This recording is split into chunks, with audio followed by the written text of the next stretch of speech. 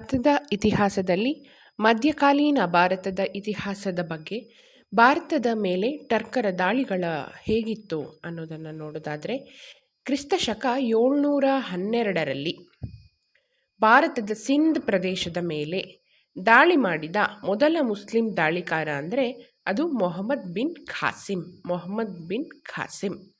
ಆದರೆ 17 ದಾಳಿಗಳನ್ನು ಭಾರತದ ಮೇಲೆ ನಡೆಸಿದವನು ಮೊಹಮ್ಮದ್ ಗಜ್ನಿ. ಮೊದಲು ಬಂದವನು ಖಾಸಿಂ, 17 ಬಾರಿ ದಂಡೆತ್ತಿ ಬಂದವನು ಗಜ್ನಿ. ಮೊಹಮ್ಮದ್ ಗಜ್ನಿಯನ್ನು ನೋಡೋದಾದರೆ ಮೊಹಮ್ಮದ್ ಗಜ್ನಿ ಆಸ್ಥಾನದ ಪ್ರಸಿದ್ಧ ಇತಿಹಾಸಕಾರ ಅಲ್ಬೆರೂನಿ. ಗಜ್ನಿಯ ಆಸ್ಥಾನದಲ್ಲಿ ಇದ್ದವ ಅಲ್ಬೆರೂನಿ. ಆತ ಒಂದು ಪುಸ್ತಕವನ್ನು ಬರಿತಾನೆ, ಅದುವೇ ತಾರಿಖ್ ಉಲ್ ಹಿಂದ್ ಅಂತ. ತಾರಿಖ್ ಉಲ್ ಹಿಂದ್. ಪ್ರಸಿದ್ಧ ಕವಿ ಫಿರ್ದೋಸಿ. ಇತಿಹಾಸಕಾರ ಅಲ್ಬೆರೂನಿ ಆದರೆ ಕವಿ ಫಿರ್ದೋಸಿಯ ಕೃತಿ ಶಹನಾಮ. ಅಲ್ಬೆರೂನಿಯ ಪುಸ್ತಕ ತಾರಿಖ್ ಉಲ್ ಹಿಂದ್, ಫಿರ್ದೋಸಿಯ ಪುಸ್ತಕ ಶಹನಾಮ. ಮೊಹಮ್ಮದ್ ಗಜ್ನಿಯ ದಾಳಿಯ ಉದ್ದೇಶಗಳು: ಭಾರತದ ಸಂಪತ್ತನ್ನು ದೋಚುವಂಥದ್ದು, ಹಿಂದೂ ದೇವಾಲಯವನ್ನು ನಾಶ ಮಾಡುವಂಥದ್ದು. ಗಜ್ನಿಯನ್ನು ಈ ಕೆಳಗಿನಂತೆ ಕರೀತೇವೆ: ಮೂರ್ತಿ ಭಂಜಕ ಅಥವಾ ಮೂರ್ತಿಗಳ ನಾಶಕ ಅಂತ. ಯಾವುದು ಮುಖ್ಯ ದಾಳಿಗಳು? ಕ್ರಿಸ್ತಶಕ 1000ರಲ್ಲಿ ಭಾರತದ ವಾಯುವ್ಯ ಗಡಿ ಮೇಲೆ ದಾಳಿ ಮಾಡ್ತಾನೆ.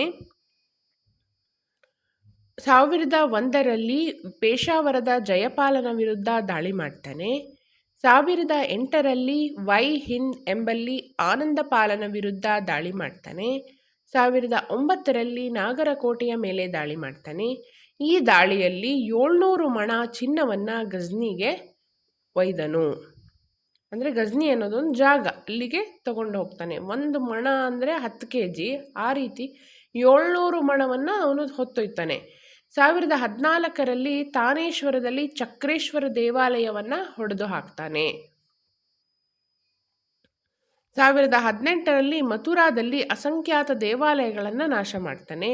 1019ರಲ್ಲಿ ಕನೌಜ್ ಮೇಲೆ ದಾಳಿ ಮಾಡಿ 16 ಲಕ್ಷ ಚಿನ್ನದ ನಾಣ್ಯಗಳನ್ನು ಗಜ್ನಿಗೆ ಒಯ್ತಾನೆ.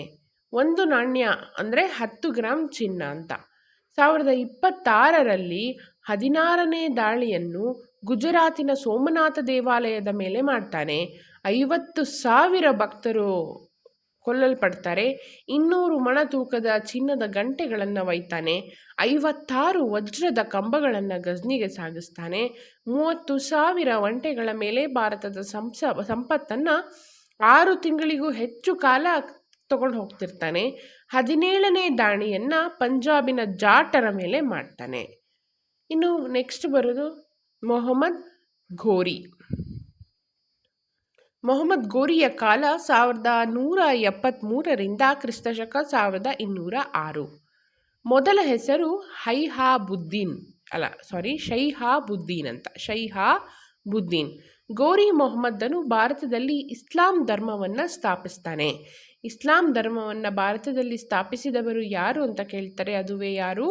ಘೋರಿ ಮೊಹಮ್ಮದ್ ಅಥವಾ ಮೊಹಮ್ಮದ್ ಘೋರಿ. 1175ರಲ್ಲಿ ಪ್ರಥಮ ದಾಳಿಯನ್ನು ಮುಲ್ತಾನ ಮತ್ತು ಉಚ್ಚ ಪ್ರದೇಶದ ಮೇಲೆ ನಡೆಸ್ತಾನೆ.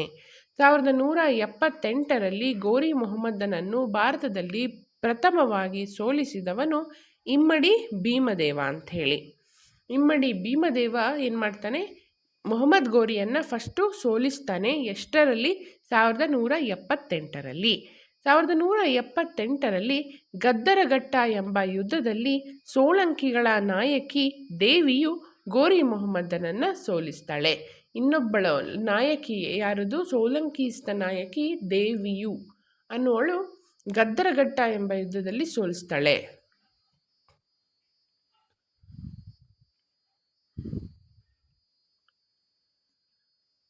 ಕ್ರಿಸ್ತಶಕ 1186ರಲ್ಲಿ ಲಾಹೋರನ್ನು ಗೆದ್ದುಕೊಳ್ತಾನೆ.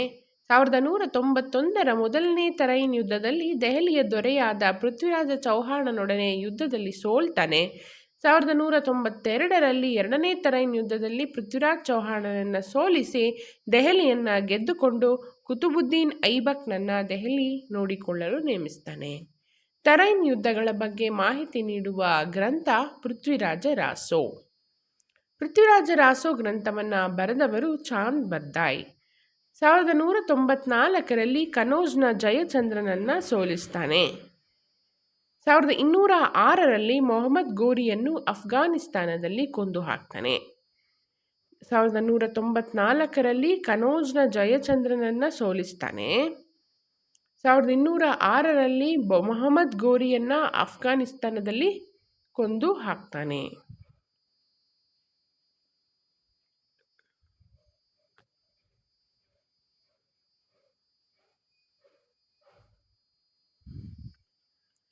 ಮುಂದೆ ಬರುವಂಥದ್ದೇ ದೆಹಲಿ ಸುಲ್ತಾನರು 1206ರಿಂದ 1526ರವರೆಗೆ ಮುಸ್ಲಿಮರ ಆಳ್ವಿಕೆಯನ್ನು ದೆಹಲಿ ಸುಲ್ತಾನರ ಕಾಲ ಅಂತ ಕರೆಯೋದು. 5 ಮನೆತನಗಳು ಆಳ್ವಿಕೆ ಮಾಡ್ತವೆ. ಗುಲಾಮಿ ಸಂತತಿ, ಖಿಲ್ಜಿ ಸಂತತಿ, ತುಘಲಕ್ ಸಂತತಿ, ಸಯ್ಯದ್ ಸಂತತಿ, ಲೂದಿ ಸಂತತಿ. ಗುಲಾಮಿ ಸಂತತಿ 1206ರಿಂದ 1290. ಸ್ಥಾಪಕ ಕುತುಬುದ್ದೀನ್ ಐಬಕ್. ರಾಜಧಾನಿ ದೆಹಲಿ ಮತ್ತು ಲಾಹೋರ. ಆಡಳಿತ ಭಾಷೆ ಪರ್ಷಿಯನ್ ಭಾಷೆ. ಕುತುಬುದ್ದೀನ್ ಐಬಕ್ನಿಗೆ ಲಾಕ್ ಬಕ್ಷ್ ಅನ್ನುವಂಥ ಬಿರುದಿರುತ್ತೆ. ಅಂದರೆ ₹1,00,000 ದಾನಿ. ಅವನು ಬಹಳ ದೊಡ್ಡ ದಾನಿಯಾಗಿರ್ತಾನೆ. ಹಾಗಾಗಿ ದೆಹಲಿಯಲ್ಲಿ ಕುತುಬ್ ಮಿನಾರನ್ನು ಕಟ್ಟಲು ಪ್ರಾರಂಭವನ್ನು ಮಾಡ್ತಾನೆ. 1210ರಲ್ಲಿ ಲಾಹೋರ್ನಲ್ಲಿ ಪೋಲೋ ಆಟ ಆಡುತ್ತಿದ್ದಾಗ ಕುದುರೆಯಿಂದ ಬಿದ್ದು ಮರಣ ಹೊಂದಿದಂತಹ ರಾಜ ಯಾರು ಅಂತ ಕೇಳ್ತಾರೆ. ಲಾಹೋರಿನಲ್ಲಿ ಪೋಲೋ ಆಟವಾಡುತ್ತಿದ್ದಾಗ ಕುದುರೆ ಮೇಲಿಂದ ಬಿದ್ದು ಮರಣ ಹೊಂದಿದಂತಹ ರಾಜ ಕುತುಬುದ್ದೀನ್ ಐಬಕ್. 4 ವರ್ಷ ಆಳ್ವಿಕೆ ಮಾಡುವಂಥದ್ದು. ನೆಕ್ಸ್ಟ್ ಬರುವಂಥದ್ದೇ ಇಲ್ತಮಷ್. ದೆಹಲಿಯಲ್ಲಿ ಪ್ರಪ್ರಥಮವಾಗಿ ಸುಲ್ತಾನ ಎಂಬ ಬಿರುದನ್ನು ಪಡ್ತಾನೆ. ದೆಹಲಿಯ ಕುತುಬ್ ಮಿನಾರ್ ಕಟ್ಟಡವನ್ನು ಪೂರ್ಣವಾಗಿ ನಿರ್ಮಾಣ ಕಾರ್ಯವನ್ನು ಮುಗಿಸ್ತಾನೆ. ಇಕ್ತಾ ಎಂದು ಪ್ರಾಂತ್ಯಗಳನ್ನು ಆರಂಭ ಮಾಡ್ತಾನೆ. ಟಂಕ ಎಂಬ ಬೆಳ್ಳಿ ನಾಣ್ಯವನ್ನು, ಜಿತಾಲ ಎಂಬ ತಾಮ್ರದ ನಾಣ್ಯವನ್ನು ಹೊರಡಿಸ್ತಾನೆ. ಟಂಕ ಎಂಬ ಬೆಳ್ಳಿ ನಾಣ್ಯವನ್ನು ಮತ್ತು ಜಿತಾಲ ಎಂಬ ತಾಮ್ರದ ನಾಣ್ಯವನ್ನು ಹೊರಡಿಸ್ತಾನೆ. ಈತನು ತನ್ನ ಮಗಳಾದ ರಜಿಯಾ ಸುಲ್ತಾನಳನ್ನು ತನ್ನ ಆಸ್ಥಾನದ ಉತ್ತರಾಧಿಕಾರಿಯೊಂದಿಗೆ ಘೋಷಿಸ್ತಾನೆ. 40 ಗುಲಾಮಿ ನೋಬೆಲ್ಲರ ಪಡೆಯನ್ನು ಸ್ಥಾಪಿಸಿದ. ಇದಕ್ಕೆ ಚಹಲ್ಗಾಮಿ ಅಂತ ಕರಿತಿದ್ರು. ಇನ್ನು ರಜಿಯಾ ಸುಲ್ತಾನ ರುಕ್ನುದ್ದೀನ್ ಎಂಬ ತನ್ನ ಸಹೋದರನನ್ನು ಸೋಲಿಸಿ ಅಧಿಕಾರಕ್ಕೆ ಬರ್ತಾಳೆ. ಅಬಿಸಿನಿಯಾ ದೇಶದ ಜಲಾಲುದ್ದೀನ್ ಯಾಕೂತ್ ಎಂಬುವನನ್ನು ತನ್ನ ಅಶ್ವಪಡೆಯ ಮುಖ್ಯಸ್ಥನನ್ನಾಗಿ ನೇಮಕ ಮಾಡ್ತಾಳೆ. ಈಕೆಯ ಮತ್ತೊಬ್ಬ ಸಹೋದರ ಬರಂ ಶಾ ದೆಹಲಿಯಲ್ಲಿ ಇವಳ ವಿರುದ್ಧ ಪಿತೂರಿಯನ್ನು ಮಾಡ್ತಾನೆ. ಈತ ಬಂಗಾಳದ ನವಾಬನಾದ ಅಲ್ತೂನಿಯಾದ ಸಹಾಯವನ್ನು ಪಡಿತಾನೆ. ರಜಿಯಾಳ ನಂತರ ದೆಹಲಿಯನ್ನು ಸುಧಾರಿಸಿದವನೆಂದರೆ ಗಿಯಾಜುದ್ದೀನ್ ಬಲ್ಬನ್.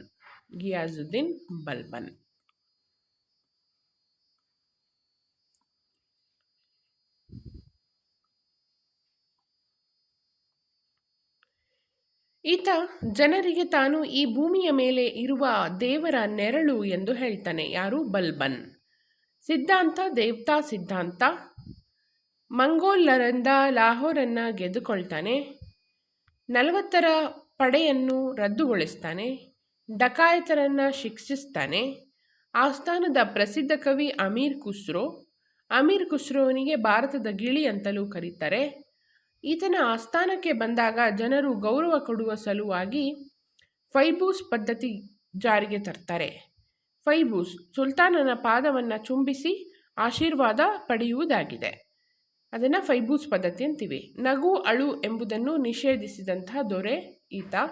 ರಕ್ತ ಮತ್ತು ಕಬ್ಬಿಣ ನೀತಿಯನ್ನು ಜಾರಿಗೊಳಿಸ್ತಾನೆ. ಉದ್ದವಾದ ಪೇಟ ಧರಿಸಿ ಉದ್ದವಾದ ದಾಡಿ ಬಿಟ್ಟ ಏಕೈಕ ದೊರೆ. ಕೊನೆಯ ದೊರೆ ಕೈಕು ಬಾದ್. ಯಾವುದು? ಸ್ಲೇವ್ ಡೈನೆಸ್ಟಿಯ ಕೊನೆಯ ದೊರೆ ಕೈಕು ಬಾದ್. ಇನ್ನು ಖಿಲ್ಜಿ ಸಂತತಿ ದೆಹಲಿಯ 2ನೇ ಮನೆತನವಾಗಿದೆ. ಜಲಾಲುದ್ದೀನ್ ಫಿರೋಜ್ ಖಿಲ್ಜಿ. ಪ್ರಸಿದ್ಧ ದೊರೆ ಅಲ್ಲಾವುದ್ದೀನ್ ಖಿಲ್ಜಿ. ಸ್ಥಾಪಕ ಯಾರು? ಜಲಾಲುದ್ದೀನ್ ಫಿರೋಜ್ ಖಿಲ್ಜಿ. ಪ್ರಸಿದ್ಧ ದೊರೆ ಮಾತ್ರ ಅಲ್ಲಾವುದ್ದೀನ್ ಖಿಲ್ಜಿ. ಅಲ್ಲಾವುದ್ದೀನ್ ಖಿಲ್ಜಿ ಭಾರತದ ಅಲೆಕ್ಸಾಂಡರ್ ಅನ್ನುವಂಥ ಬಿರುದನ್ನು ಹೊಂದಿದ್ದ. ಈತನ ದಂಡನಾಯಕ ಮಲ್ಲಿಕ್ ಕಾಫರ್. ಪ್ರಮುಖ ಆಕ್ರಮಣಗಳು 1297ರಲ್ಲಿ ಗುಜರಾತ್ನ ಮೇಲೆ ದಾಳಿ, 1306ರಲ್ಲಿ ರಣತಂಬೋರನ್ನು ಗೆಲ್ತಾನೆ, 1303ರಲ್ಲಿ ಚಿತ್ತೂರನ್ನು ಗೆಲ್ತಾನೆ. ಚಿತ್ತೂರಿನ ರಾಣಿ ಪದ್ಮಿನಿ ಮತ್ತು ರಜಪೂತ ಸ್ತ್ರೀಯರು ಜೋಹಾರ ಪದ್ಧತಿಗೆ ಒಳಪಡುತ್ತಾರೆ. ಜೋಹಾರ ಪದ್ಧತಿ ಅಂತಂದರೆ ಅಗ್ನಿಕುಂಡದಲ್ಲಿ ತಮ್ಮನ್ನು ತಾವು ಅರ್ಪಿಸಿಕೊಳ್ಳೋದು. ಪದ್ಮಿನಿಯ ಗಂಡ ರತನ್ ಸಿಂಗ್ 1305ರಲ್ಲಿ ಮಾಳ್ವಾದ ಮೇಲೆ ದಾಳಿ ಮಾಡ್ತಾನೆ, 307ರಲ್ಲಿ ಮಹಾರಾಷ್ಟ್ರದ ದೇವಗಿರಿಯ ಮೇಲೆ ದಾಳಿ ಮಾಡ್ತಾನೆ, 1310ರಲ್ಲಿ ಆಂಧ್ರ ಪ್ರದೇಶದ ವರಂಗಲ್ ಮೇಲೆ ದಾಳಿ ಮಾಡ್ತಾನೆ, 1311ರಲ್ಲಿ ದ್ವಾರಸಮುದ್ರ ಮತ್ತು ಮದುರೈ ಮೇಲೆ ದಾಳಿ ಮಾಡ್ತಾನೆ.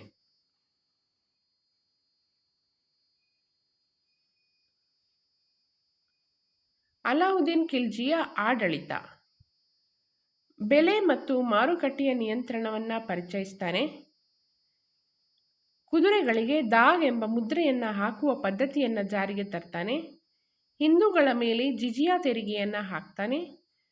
ಜಿಜಿಯಾ ಎಂದರೆ ಹಿಂದೂಗಳ ರಕ್ಷಣೆಗಾಗಿ ಕೊಡುವ ತೆರಿಗೆ. ದೆಹಲಿಯಲ್ಲಿ ಮದ್ಯ ಮಾರಾಟವನ್ನು ನಿಷೇಧಿಸ್ತಾನೆ. ದೆಹಲಿಯಲ್ಲಿ ಅಲೈ ದರ್ವಾಜ ನಿರ್ಮಿಸ್ತಾನೆ. ಕೊನೆಯ ದೊರೆ ಖುಸ್ರಾವ್ ಖಾನ್.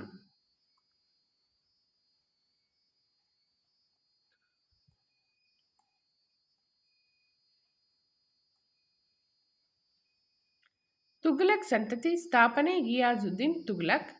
ಈತನು ತುಘಲಕಾಬಾದ್ ಎಂಬ ಪಟ್ಟಣವನ್ನು ನಿರ್ಮಾಣ ಮಾಡಿದ.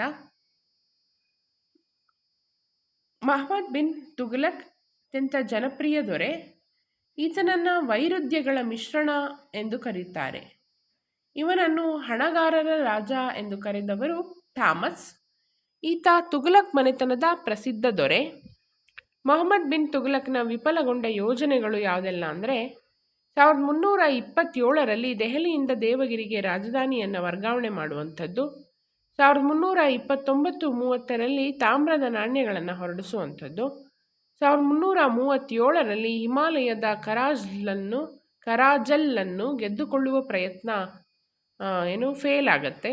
ದಿವಾನ್ ಇ ಕೋಹ್ಲಿ ಎಂಬ ಕೃಷಿ ಇಲಾಖೆಯ ನಿರ್ಮಾಣ, ರೈತರಿಗೆ ಬಾವಿಗಳನ್ನು ತೋಡಲು ತಕ್ಕಾವಿ ಸಾಲವನ್ನು ನೀಡ್ತಾನೆ. ನೆಕ್ಸ್ಟ್ ಬರುವಂಥದ್ದು ಫಿರೋಜ್ ಶಾ ತುಘಲಕ್ ಅಂಥೇಳಿ 1351ರಿಂದ 80ರವರೆಗೆ 300ಕ್ಕೂ ಹೆಚ್ಚು ಪಟ್ಟಣಗಳನ್ನು ನಿರ್ಮಿಸ್ತಾನೆ. ಇದರಲ್ಲಿ ಫಿರೋಜಾಬಾದ್ ಅತಿ ಪ್ರಮುಖ ಪಟ್ಟಣ. ಗುಲಾಮರಿಗೆ ಪ್ರತ್ಯೇಕ ಇಲಾಖೆಯನ್ನು ಆರಂಭಿಸ್ತಾನೆ. ಲೋಕೋಪಯೋಗಿ ಕೆಲಸಗಳಿಗೆ ಆದ್ಯತೆಯನ್ನು ನೀಡ್ತಾನೆ. ಕಾಲುವೆ ನೀರಾವರಿಯನ್ನು ಅಭಿವೃದ್ಧಿಗೊಳಿಸ್ತಾನೆ. ಉದ್ಯೋಗ ಮಾಹಿತಿ ಕೇಂದ್ರವನ್ನು ಸ್ಥಾಪಿಸ್ತಾನೆ. ಸಿಡಿಲು ಬಡಿದು ನಾಶ ಹೊಂದಿದ್ದ ಕುತುಬ್ ಮಿನಾರನ್ನು ಅಭಿವೃದ್ಧಿಗೊಳಿಸ್ತಾನೆ. ಅಶೋಕನ ಶಾಸನಗಳನ್ನು ರಕ್ಷಿಸ್ತಾನೆ. ಕೊನೆಯ ದೊರೆ ಮೊಹಮ್ಮದ್ ಶಾ ತುಘಲಕ್. ಇನ್ನು ಸೈಯದ್ ಸಂತತಿ ಆರಂಭವಾಗುತ್ತೆ 1414ರಿಂದ 1451ರವರೆಗೆ. ಸ್ಥಾಪಕ ಖಿಜರ್ ಖಾನ್. ಕೊನೆಯ ದೊರೆ ಅಲ್ಲಾವುದ್ದೀನ್ ಆಲಂ ಶಾ. ಲೂದಿ ಮನೆತನ 1450ರಿಂದ 1526ರವರೆಗೆ. ಸ್ಥಾಪಕ ಬಹಲೂಲ್ ಲೂದಿ. ಪ್ರಸಿದ್ಧ ದೊರೆ ಸಿಕಂದರ್ ಲೂದಿ. ಸಿಕಂದರ್ ಲೂದಿ 1505ರಲ್ಲಿ ಆಗ್ರಾ ನಗರವನ್ನು ನಿರ್ಮಾಣ ಮಾಡ್ತಾನೆ. ಅತಿ ಕಡಿಮೆ ಬೆಲೆಗೆ ಧಾನ್ಯಗಳನ್ನು ಮಾರಾಟ ಮಾಡಿಸ್ತಾನೆ.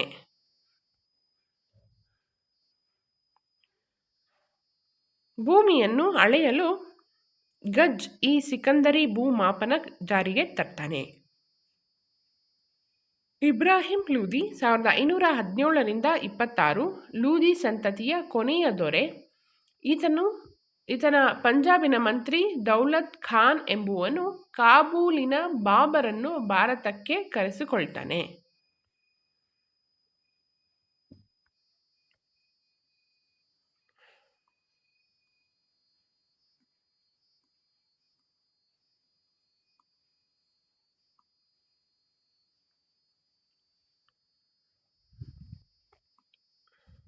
ಒಂದನೇ ಪಾಣಿಪತ್ ಕದನ ಕ್ರಿಸ್ತಶಕ 1526ರಲ್ಲಿ ಹರಿಯಾಣದಲ್ಲಿ ನಡೆಯುವಂಥದ್ದು.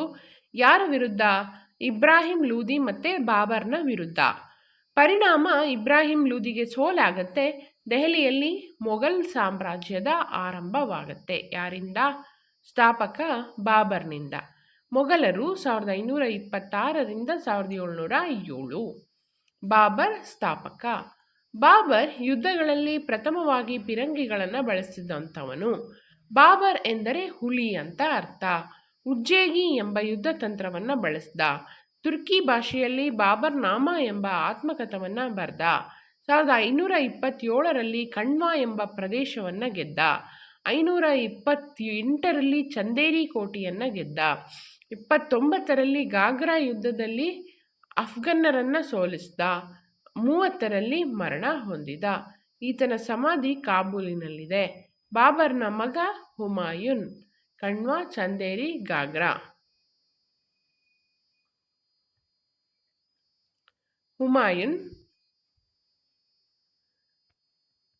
ಹುಮಾಯೂನ್ ಎಂದರೆ ಅದೃಷ್ಟವಂತ ಅಂತ ಅರ್ಥ.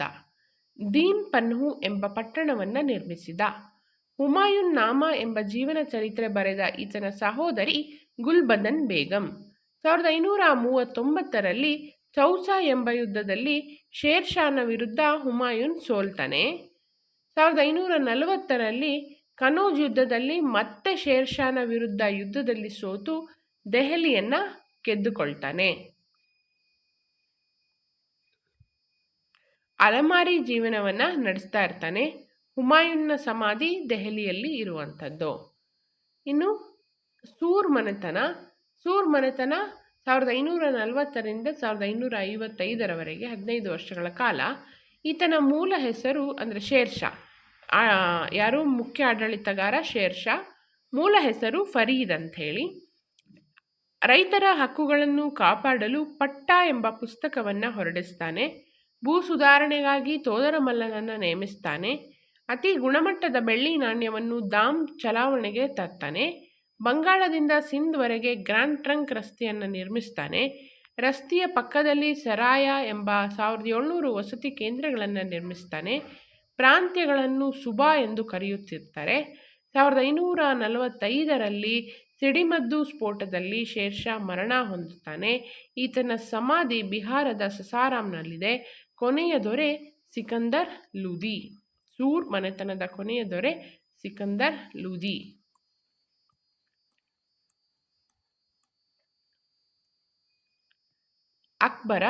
ಅಕ್ಬರ ಎಂದರೆ ಮಹಾಶಯ ಅಂತ ಅರ್ಥ.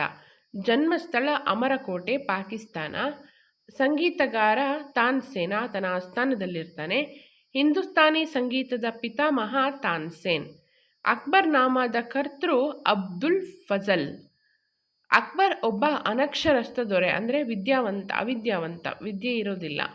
ಗುಜರಾತ್ ಗೆಲುವಿಗಾಗಿ ಕಟ್ಟಿಸಿದ ರಾಜಧಾನಿ ಫತೇಪುರ್ ಸಿಕ್ರಿ.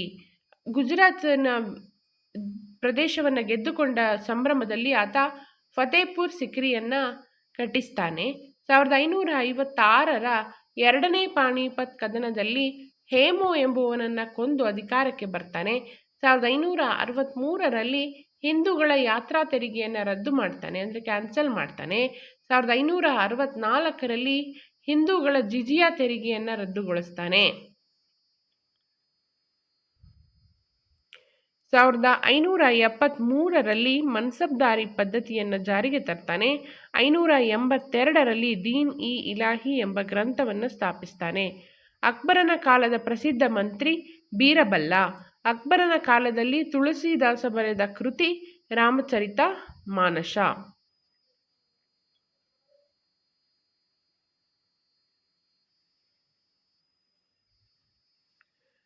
ಅಕ್ಬರ್ ಆಗ್ರಾ ಕೋಟೆಯನ್ನು ಕಟ್ಟಿಸ್ತಾನೆ. ಫತೇಪುರ್ ಸಿಕ್ರಿಯಲ್ಲಿ ಬುಲಂದ್ ದರ್ವಾಜಾ 130 ಅಡಿ ಎತ್ತರದ್ದು ಮತ್ತು ಜೋಧಾ ಮಹಲ್, ಬೀರ್ಬಲ್ ಮನೆ, ಪಂಚಮಹಲನ್ನು ಕಟ್ಟಿಸ್ತಾನೆ. ಅಕ್ಬರನ ಸಮಾಧಿ ಸಿಕಂದರನಲ್ಲಿದೆ, ಉತ್ತರ ಪ್ರದೇಶದಲ್ಲಿದೆ. ಅಕ್ಬರನ ಜಹಾಂಗೀರ್. ಮೊದಲ ಹೆಸರು ಸಲೀಂ ಅಂತಿರುತ್ತೆ. ವರ್ಣಚಿತ್ರಕಲೆಯ ಸುವರ್ಣ ಯುಗದ ನಿರ್ಮಾಪಕ. ಅಂದರೆ ಆತನ ಕಾಲದಲ್ಲಿ ಡ್ರಾಯಿಂಗಿಗೆ ಹೆಚ್ಚು ಪ್ರೋತ್ಸಾಹವನ್ನು ನೀಡುವಂಥದ್ದು. ಪತ್ನಿ ನೂರ್ ಜಹಾನ್, ಮೊದಲ ಹೆಸರು ಮೆಹರುನ್ನಿಸಾ ಅಂತ. ಜಹಾಂಗೀರ್ ಕ್ರಿಸ್ತಶಕ 1606ರಲ್ಲಿ ಸಿಖ್ ಗುರು ಅರ್ಜುನ್ ಸಿಂಗನ್ನು ಕೊಲ್ಲಿಸ್ತಾನೆ. 1613ರಲ್ಲಿ ಸೂರತ್ನಲ್ಲಿ ಇಂಗ್ಲಿಷರಿಗೆ ವ್ಯಾಪಾರದ ಅನುಮತಿಯನ್ನು ನೀಡ್ತಾನೆ. 1615ರಲ್ಲಿ ಜಹಾಂಗೀರನ ಆಸ್ಥಾನಕ್ಕೆ ಭೇಟಿ ಕೊಟ್ಟಂತಹ ಇಂಗ್ಲಿಷ್ ರಾಯಭಾರಿ ಯಾರು ಅಂತ ಕೇಳ್ತಾರೆ, ಅದುವೇ ಸರ್ ಥಾಮಸ್ ರೋ. ಕಾಶ್ಮೀರದಲ್ಲಿ ಶಾಲಿಮಾರ ಉದ್ಯಾನವನ ನಿರ್ಮಾಣ ಮಾಡ್ತಾನೆ. ಜಹಾಂಗೀರನ ಸಮಾಧಿ ಲಾಹೋರಿನ ದಿಲ್ಖುಷ್ ಉದ್ಯಾನವನದಲ್ಲಿದೆ. ಜಹಾಂಗೀರನ ಮಗ ಶಹಜಹಾನ್. ಮೊದಲ ಹೆಸರು ಖುರ್ರಂ ಅಂತ ಆಗಿರುತ್ತೆ ಶಹಜಹಾನ್ದು. ವಾಸ್ತುಶಿಲ್ಪದ ಸುವರ್ಣಯುಗದ ನಿರ್ಮಾಪಕ, ಅಂದರೆ ವಾಸ್ತುಶಿಲ್ಪಕ್ಕೆ ಹೆಚ್ಚು ಪ್ರೋತ್ಸಾಹವನ್ನು ನೀಡುವಂಥದ್ದು. ಪೋರ್ಚುಗೀಸರಿಂದ ಹೂಗ್ಲಿ ಕೋಟೆಯನ್ನು ಗೆದ್ದುಕೊಳ್ತಾನೆ. ಪತ್ನಿ ಮುಮ್ತಾಜ ಮಹಲ್. ಮುಮ್ತಾಜ್ ಮಹಲ್ ಎಂದರೆ ಅರಮನೆಯ ಅಲಂಕಾರ ಎಂದರ್ಥ. 1630ರಲ್ಲಿ ಮುಮ್ತಾಜ್ ಮಹಲ್ ಮರಣ ಹೊಂದುತ್ತಾಳೆ. ನಂತರದಲ್ಲಿ ಆತ ದೆಹಲಿಯ ಕೆಂಪುಕೋಟೆಯನ್ನು ಕಟ್ಟಿಸ್ತಾನೆ. ಜುಮ್ಮಾ ಮಸೀದಿ, ಮಯೂರ ಸಿಂಹಾಸನ ಮತ್ತು ಅತಿ ಮುಖ್ಯವಾಗಿ ತಾಜ್ ಮಹಲನ್ನು ಕಟ್ಟಿಸ್ತಾನೆ. ಕಟ್ಟಿದಂತಹ ಶಿಲ್ಪಿ ಉಸ್ತಾದ್ ಇಸ್ಸಾ. ತಾಜ್ ಮಹಲನ್ನು ಬೆಳದಿಂಗಳ ಸ್ಮಾರಕ ಅಥವಾ ಶಿಲೆಯಲ್ಲಿನ ಭಾವಗೀತೆ ಎಂದು ಕರೀತಾರೆ. ಶಹಜಾನನ ಸಮಾಧಿ ಇರುವ ಸ್ಥಳ ತಾಜ್ ಮಹಲಲ್ಲಿದೆ. ಶಹಜಾನನ ಮಗ ಔರಂಗಜೇಬ.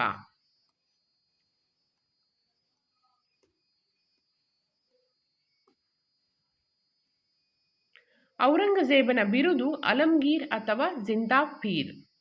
1658ರಲ್ಲಿ ತನ್ನ ತಂದೆಯಾದ ಶಹಜಹಾನನ್ನ ಬಂಧನದಲ್ಲಿಟ್ಟು ಆಳ್ವಿಕೆಯನ್ನು ಪ್ರಾರಂಭ ಮಾಡ್ತಾನೆ. ಅಂದರೆ ಗೃಹ ಬಂಧನದಲ್ಲಿಟ್ಟಿರ್ತಾನೆ, ಜೈಲಲ್ಲಿಟ್ಟಿರ್ತಾನೆ. 1665ರಲ್ಲಿ ರಾಜ ಜಯಸಿಂಗ್ನನ್ನು ಕಳಿಸಿ ಶಿವಾಜಿಯೊಂದಿಗೆ ಪುರಂದರಗಡ ಒಪ್ಪಂದವನ್ನು ಮಾಡಿಕೊಳ್ತಾನೆ. 1673ರಲ್ಲಿ ಸಿಖ್ರ ಗುರು ತೇಜ್ ಬಹದ್ದೂರನ್ನು ಕೊಲ್ಲಿಸ್ತಾನೆ. ಸಂಗೀತ ಹಾಗೂ ತಂಬಾಕನ್ನು ನಿಷೇಧ ಮಾಡ್ತಾನೆ. ವೇಶ್ಯೆಯರಿಗೆ ಮೊದಲ ಬಾರಿಗೆ ಮದುವೆ ಮಾಡಲು ಅನುಮತಿಯನ್ನು ನೀಡ್ತಾನೆ. ಬೀದಿ ಮೆರವಣಿಗೆ ರದ್ದಾಗತ್ತೆ. ಗಡ್ಡದ ಮೇಲೆ ತೆರಿಗೆ ಹಾಕ್ತಾನೆ. ಕೈದಿಗಳಿಗೆ ಶತ್ರುಗಳನ್ನು ಕೊಲ್ಲಲು ಕ್ರೂರ ಆಜ್ಞೆ ಮಾಡ್ತಾನೆ. ದೇವಾಲಯಗಳನ್ನು ಒಡೆದು ಮಸೀದಿ ನಿರ್ಮಾಣ ಮಾಡ್ತಾನೆ. ಮಸೀದಿಗಳಲ್ಲಿ ಮಾತ್ರ ಶಿಕ್ಷಣ ಪ್ರಚಾರವನ್ನು ಮಾಡ್ತಾನೆ. ಔರಂಗಾಬಾದ್ನಲ್ಲಿ ಬಿಬಿಕಾ ಮಕ್ಬರ, ಎರಡನೇ ತಾಜ್ ಮಹಲ್ ಕಟ್ಟಡ ನಿರ್ಮಾಣ ಮಾಡ್ತಾನೆ.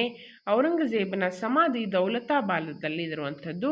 ಕೊನೆಯ ದೊರೆ ಎರಡನೇ ಬಹದ್ದೂರ್ ಶಾ. ಕೊನೆಯ ದೊರೆ ಯಾರು? ಎರಡನೇ ಬಹದ್ದೂರ್ ಶಾ. ರಂಗೀಲಾ ಎಂದು ಪ್ರಸಿದ್ಧನಾದವನು ಮೊಹಮ್ಮದ್ ಶಾ.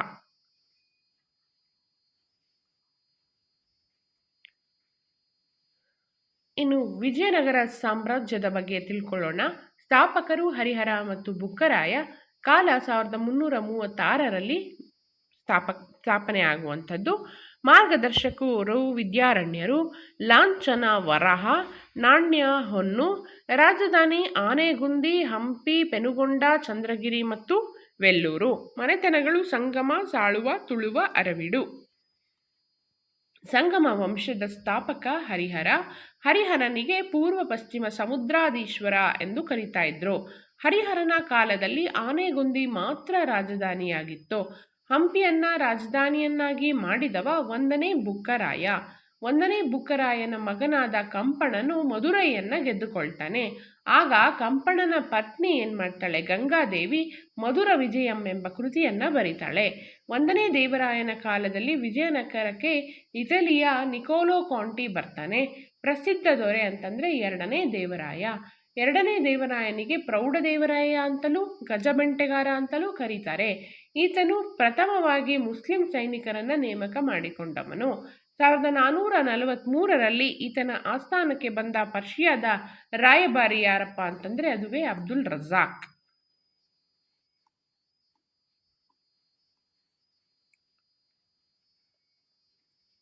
ಅಬ್ದುಲ್ ರಜಾಕ್ ಹೇಳ್ತಾನೆ, ವಿಜಯನಗರದ ಬೀದಿಗಳಲ್ಲಿ ಮುತ್ತು ರತ್ನಗಳನ್ನು ಅಳೆಯುತ್ತಿದ್ದರು ಅಂತ. ವಿಜಯನಗರಕ್ಕೆ 7 ಸುತ್ತಿನ ಕೋಟೆ ನಿರ್ಮಾಣ ಆಗಿತ್ತು ಅಂತ. ಸಾಳುವ ವಂಶ. ಸ್ಥಾಪಕ ಸಾಳುವ ನರಸಿಂಹ. ಸಾಳುವ ನರಸಿಂಹ ಹೊನ್ನಾವರ ಮತ್ತು ಭಟ್ಕಳದಲ್ಲಿ ಬಂದರುಗಳನ್ನು ನಿರ್ಮಾಣ ಮಾಡ್ತಾನೆ.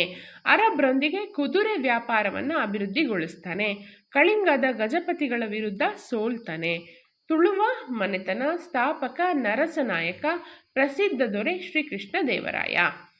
ಶ್ರೀಕೃಷ್ಣ ದೇವರಾಯನ ಕಾಲ 1509ರಿಂದ 29ರವರೆಗೆ. ಬಿರುದುಗಳು: ಯವನರಾಜ ಪ್ರತಿಷ್ಠಾಪನಾಚಾರ್ಯ, ಕರ್ನಾಟಕ ರಮಾರಮಣ, ಆಂಧ್ರ ಭೋಜ. ಮಂತ್ರಿ ತಿಮ್ಮರಸ ಆಗಿರ್ತಾನೆ. ಗುರು ವ್ಯಾಸರಾಯರು. ಅಷ್ಟದಿಗ್ಗಜರು ಎಂಬ ಕವಿಗಳಿರ್ತಾರೆ. ಕೃತಿಗಳು ತೆಲುಗಿನಲ್ಲಿ ಅಮುಕ್ತ ಮೌಲ್ಯದ, ಸಂಸ್ಕೃತದಲ್ಲಿ ಜಾಂಬವತಿ ಕಲ್ಯಾಣ ಮತ್ತು ರಸಮಂಜರಿ. ಶ್ರೀಕೃಷ್ಣನ ಆಸ್ಥಾನಕ್ಕೆ ಬಂದ ಪೋರ್ಚುಗೀಸ್ ಪ್ರವಾಸಿಗರು ಬಾರ್ಬೋಸಾ ಮತ್ತು ಡೊಮಿಂಗೋ ಫಯಾಜ್. ಫಯಾಜ್ ಹೇಳ್ತಾನೆ, ಶ್ರೀಕೃಷ್ಣ ದೇವರಾಯ ಶೀಘ್ರ ಕೋಪಗೊಳ್ಳುತ್ತಿದ್ದನು ಅಂತ ಹೇಳಿ. 1509ರಲ್ಲಿ ವಿಜಾಪುರದ ಯೂಸುಫ್ ಆದಿಲ್ ಶಾನನ್ನ ಸೋಲಿಸ್ತಾನೆ. 1512ರ ಗುಲ್ಬರ್ಗಾ ಯುದ್ಧದಲ್ಲಿ ಬೀದರ್ನ ಕಾಸಿಂ ಬಂದ್ ಎಂಬುವನನ್ನು ಸೋಲಿಸ್ತಾನೆ. 1513ರಲ್ಲಿ ಉದಯಗಿರಿ ಕೋಟೆಯನ್ನು ಗೆದ್ದುಕೊಳ್ತಾನೆ. 1518ರಲ್ಲಿ ಕಳಿಂಗದ ಗಜಪತಿಯನ್ನು ಸೋಲಿಸಿ ಸಿಂಹಾಜಲಂ ಎಂಬಲ್ಲಿ ವಿಜಯಸ್ತಂಭ ನಿರ್ಮಾಣ ಮಾಡ್ತಾನೆ.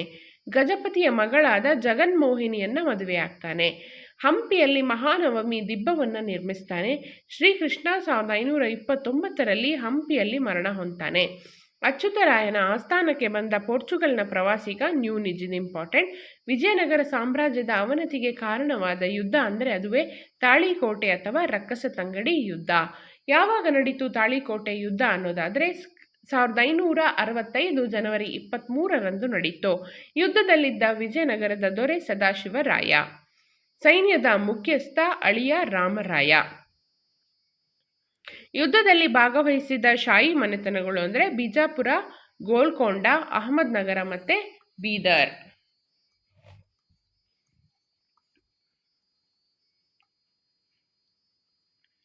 ಸೋಲಿಗೆ ಪ್ರಮುಖ ಕಾರಣ ಅಳಿಯ ರಾಮರಾಯನ ಒಡೆದು ಆಳುವ ನೀತಿ. ಪರಿಣಾಮ ಏನಾಯಿತು ಅಂತಂದರೆ 80 ವರ್ಷದ ವೃದ್ಧನಾದ ಅಳಿಯ ರಾಮರಾಯ ಮರಣ ಹೊಂದುತ್ತಾನೆ. ಹಂಪಿಯು ಹಾಳು ಕೊಂಪೆಯಾಗತ್ತೆ. ಮೈಸೂರಿನ ಒಡೆಯರು, ಕೆಳದಿ ನಾಯಕರು, ಚಿತ್ರದುರ್ಗದ ಪಾಳೆಗಾರರು ಸ್ವತಂತ್ರವಾಗ್ತಾರೆ.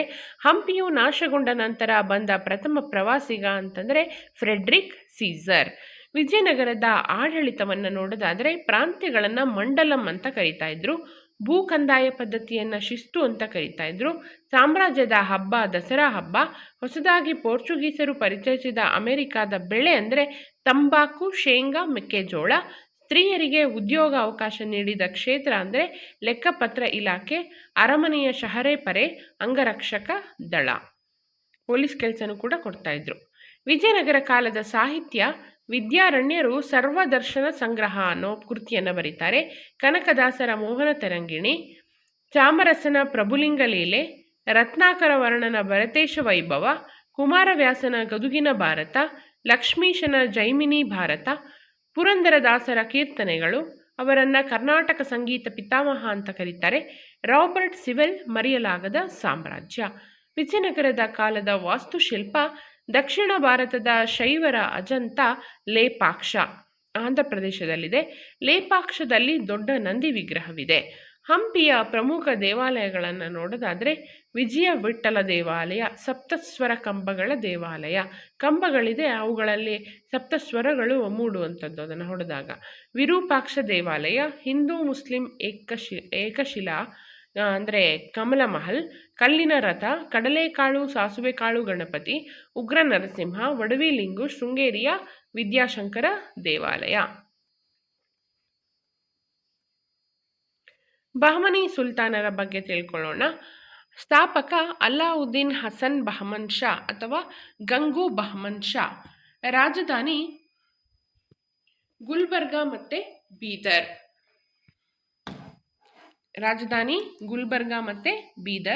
1367ರಲ್ಲಿ ಗುಲ್ಬರ್ಗಾದಲ್ಲಿ ಜಾಮಿ ಮಸೀದಿಯನ್ನು ಕಟ್ಟಿಸಿದಂತಹ ದೊರೆ 1ನೇ ಮಹಮ್ಮದ್ ಶಾ.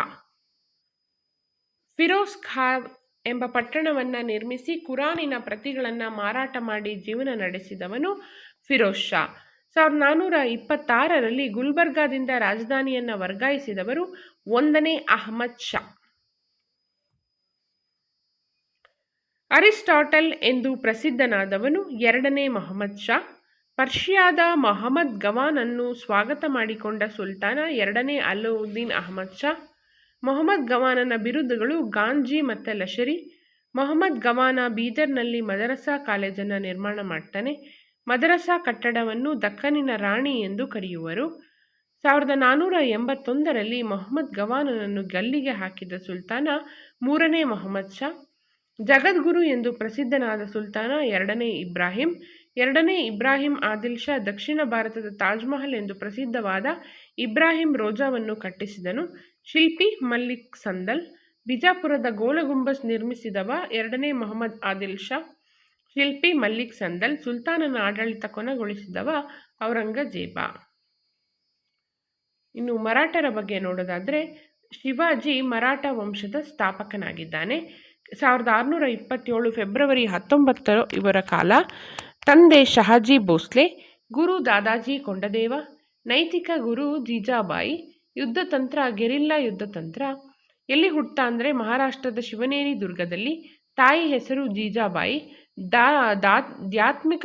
ಆಧ್ಯಾತ್ಮಿಕ ಗುರು ಸಮರ್ಥ ರಾಮದಾಸ.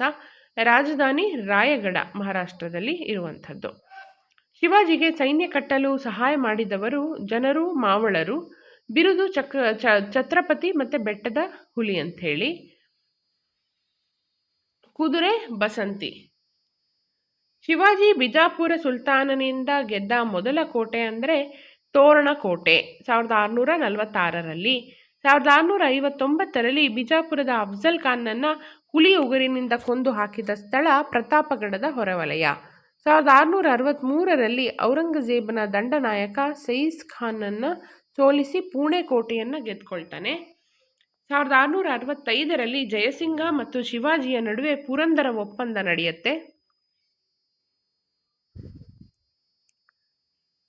ಆಗ್ರಾ ಕೋಟೆಯಿಂದ ಹಣ್ಣಿನ ಬುಟ್ಟಿಯಿಂದ ತಪ್ಪಿಸಿಕೊಂಡಂತಹ ವರ್ಷ 1666. 1674 ಜೂನ್ 16ರಂದು ಶಿವಾಜಿ ಛತ್ರಪತಿ ಎಂಬ ಬಿರುದಿನ ಮೂಲಕ ಪಟ್ಟಾಭಿಷೇಕ ಮಾಡಿಕೊಂಡ ಸ್ಥಳ ರಾಯಗಢ. ಇದು ಇಂಪಾರ್ಟೆಂಟ್. ಕರ್ನಾಟಕದಲ್ಲಿ ಕೆಳದಿ ಚೆನ್ನಮ್ಮಳನ್ನು ಶಿವಾಜಿಯ ಸಹೋದರಿ ಎಂದು ಕರೆಯಲಾಗುತ್ತೆ. ತಮಿಳುನಾಡಿನ ತಾಂಜಾವೂರಿನವರೆಗೆ ಸಾಮ್ರಾಜ್ಯವನ್ನು ಹೊಂದಿರ್ತಾನೆ. ಅಷ್ಟಪ್ರಧಾನರು ಎಂಬ ಮಂತ್ರಮಂಡಲ ಹೊಂದಿದ್ದಾನೆ. ಬಲಿಷ್ಠ ನೌಕಾಪಡೆಯನ್ನು ಹೊಂದಿದ್ದ.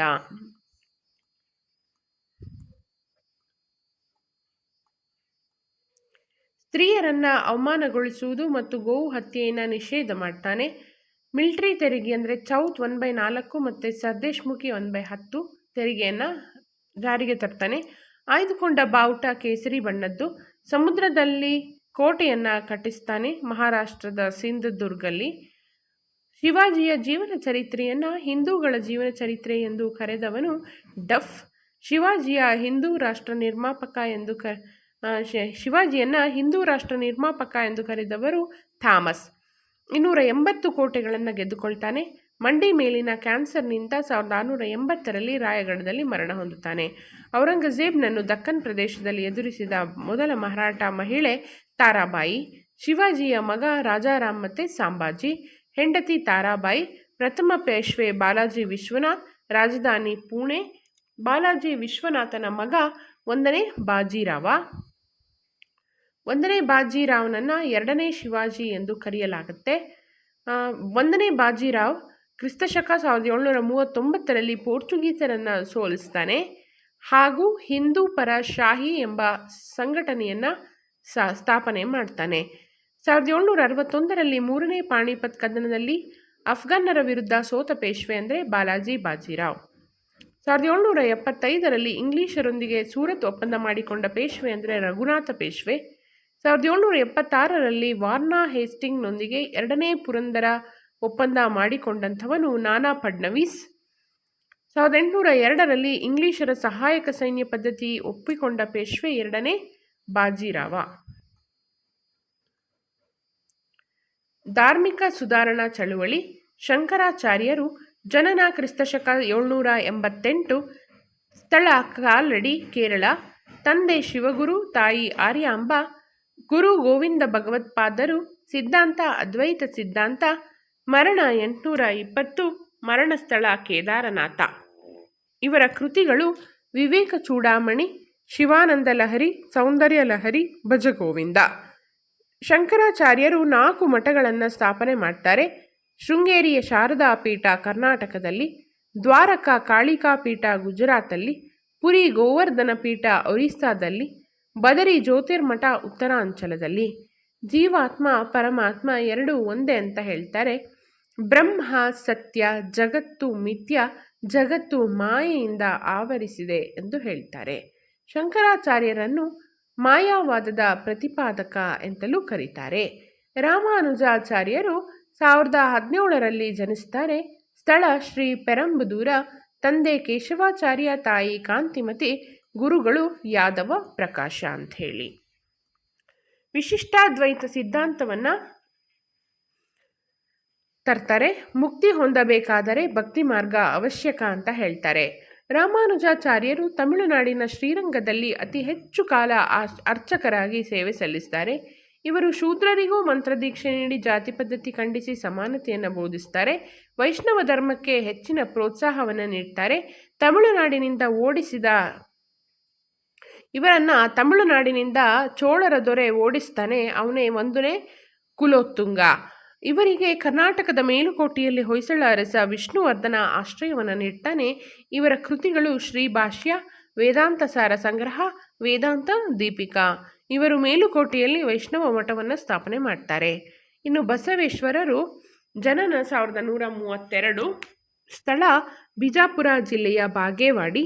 ತಂದೆ ಮಾದರಸ, ತಾಯಿ ಮಾದಲಾಂಬಿಕೆ, ಗುರು ಜಾತವೇದ ಮುನಿಗಳು, ಮಡದಿಯರು ಗಂಗಾಂಬಿಕಾ ಹಾಗೂ ನೀಲಾಂಬಿಕಾ. ಸಿದ್ಧಾಂತ ಶಕ್ತಿ ವಿಶಿಷ್ಟಾದ್ವೈತ ಸಿದ್ಧಾಂತ, ಅಂದರೆ ಕಾಯಕ ಮತ್ತು ಸಮಾನತೆಯ ತತ್ವ.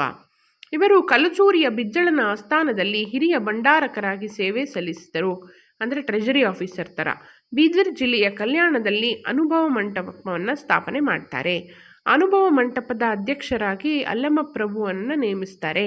ಅಲ್ಲಮಪ್ರಭುಗಳ ವಚನ ಅಂಕಿತ ಗುಹೇಶ್ವರ. ಬಸವಣ್ಣನವರ ವಚನಗಳ ಅಂಕಿತ ಕೂಡಲ ಸಂಗಮ ದೇವ. ಬಸವಣ್ಣನವರು ವಚನಗಳ ಮೂಲ ಜನಸಾಮಾನ್ಯರಿಗೆ ತಿಳಿ ಹೇಳಿದರು. ಬಸವಣ್ಣನವರಿಗೆ ಜಗಜ್ಯೋತಿ, ವಿಶ್ವಗುರು, ಕಲ್ಯಾಣದ ಕ್ರಾಂತಿ ಪುರುಷ, ಭಕ್ತಿ ಭಂಡಾರಿ, ಕರ್ನಾಟಕದ ಮಾರ್ಟಿನ್ ಲೂಥರ್ ಎಂಬ ಬಿರುದುಗಳು ಇವೆ. ಇನ್ನು ಮಧ್ವಾಚಾರ್ಯರು ಉಡುಪಿಯ ಸಮೀಪ ಪಾಜಕ ಎಂಬಲ್ಲಿ ಜನಿಸ್ತಾರೆ. ತಂದೆ ಮಧ್ವಗೇಯ ಭಟ್ಟ, ತಾಯಿ ವೇದಾವತಿ, ಗುರು ಅಚ್ಯುತ ಪ್ರೇಕ್ಷಕ, ಮೂಲ ಹೆಸರು ವಸುದೇವ. ಸಿದ್ಧಾಂತ ದ್ವೈತ ಸಿದ್ಧಾಂತ, ಜೀವಾತ್ಮ ಪರಮಾತ್ಮ ಬೇರೆ ಬೇರೆ, ಬ್ರಹ್ಮನು ಸತ್ಯ, ಜಗತ್ತು ಸತ್ಯ. ಕೃತಿಗಳು ಗೀತಾ ಭಾಷ್ಯ, ಮಹಾಭಾರತ, ತಾತ್ಪರ ನಿರ್ಣಯ.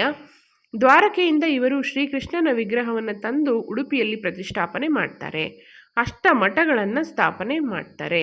ಅದರಲ್ಲಿ ಬಹುಮುಖ್ಯವಾಗಿರುವಂಥದ್ದು ಉಡುಪಿಯ ಅದಮಾರು ಮಠ.